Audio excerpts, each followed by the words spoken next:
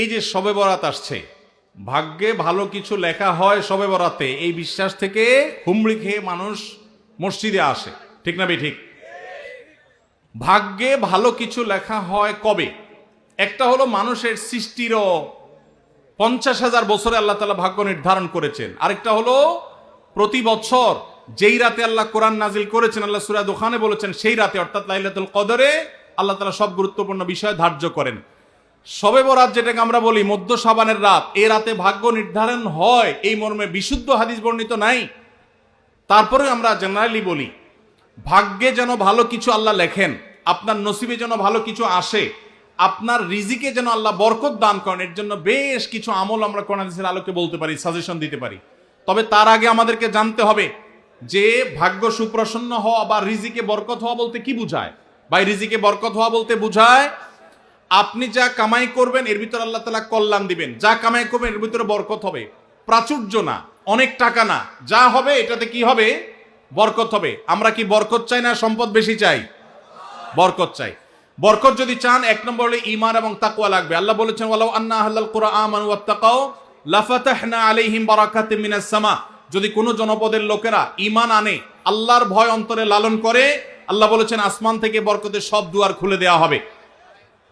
এজন্য ভাই ঈমান যদি থাকে, তাকওয়া যদি থাকে, গুনাহমুক্ত জীবন গড়ার সংকল্প যদি থাকে, বরকত আসবে জীবনে। নাম্বার 2, ইস্তেগফার বেশি বেশি করলে আল্লাহ বলেছেন সূরা নূহের মধ্যে যদি কেউ ইস্তেগফার করে, নূহ আলাইহিস সালাম তার জাতিকে বলেছেন ফাকুল তুস্তাগফিরু রাব্বাকুম ইন্নাহু কানা গাফফারা ইউরসিলিস সামাআ আলাইকুম মিদরারা ওয়া ইমদিদুকুম বিআমওয়ালিন ওয়া বানিন ওয়া ইয়াজআল লাকুম জান্নাতিন ওয়া ইয়াজআল লাকুম আনহারা।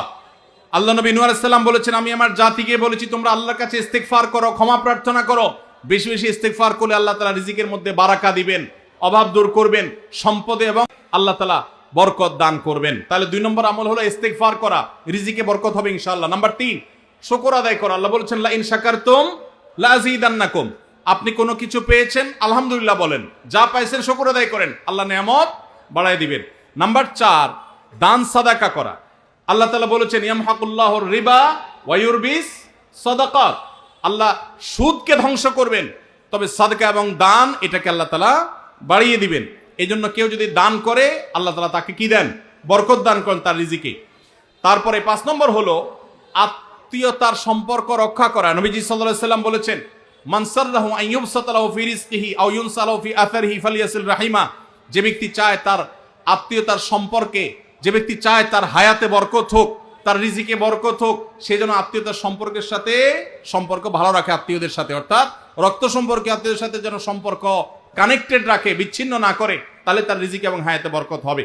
এবং সর্বশেষ আরেকটা আমল বলতে চাই, সেটা হলো খাবারের ক্ষেত্রে একত্রিত হয়ে বসে খাবার খাওয়া। এই সুন্নত আমাদের সমাজ থেকে বিদায় হয়ে গেছে, আমরা অনেকে জানি না। আবু দাউদের একটা হাদিস বর্ণিত হয়েছে, নবীজি সাল্লাল্লাহু আলাইহি সাল্লামের কাছে এক ব্যক্তি বললেন হে আল্লাহর রাসূল, আমরা খাই কিন্তু অনেক খাওয়ার পরেও পরিতৃপ্ত হই না, পেট ভরে না, খাবারের চাহিদা পরিপূর্ণ মিটে না, কারণটা কি? নবীজি সাল্লাল্লাহু আলাইহি সাল্লাম বলেছেন তোমরা সম্ভবত আলাদা আলাদা প্লেটে খাও, আলাদা আলাদা সিঙ্গেল খাও।